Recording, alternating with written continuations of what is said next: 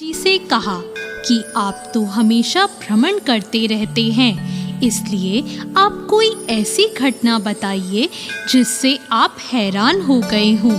नारद जी ने कहा, प्रभु, मैं अभी जंगल से ही आ रहा हूँ। वहाँ एक गाय दलदल में फंसी हुई थी। उसे बचाने वाला वहाँ कोई नहीं था। तभी वहाँ से एक चोर गुजरा। गाय को फंसा हुआ देखकर भी वो नहीं रुका, उल्टे वो उस पर पैर रखकर दलदल लांघ कर निकल गया। आगे जाकर उस चोर को सोने की मोहरों से भरी एक थैली मिल गई।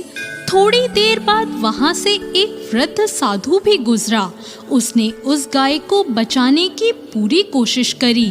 पूरे शरीर का जोर लगाने के बाद उस साधु ने उस गाय को बचा लिया।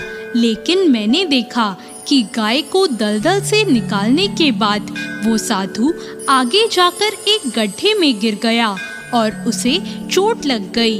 भगवान, आप ही बताइए, ये कौन सा न्याय है? भगवान मुस्कुराए, फिर बोले, नारद, जो हुआ वो सही हुआ।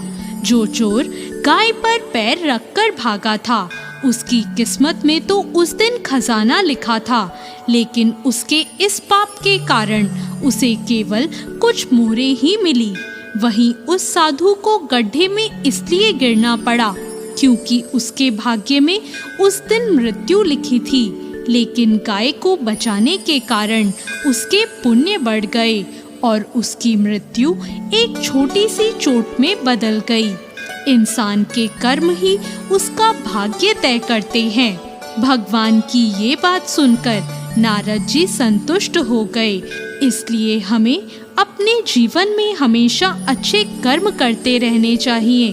कैसी लगी आप सभी को आज की ये कहानी? ऐसी और नई कहानियों के लिए हमारे चैनल भक्ति ज्ञान को सब्सक्राइब करें।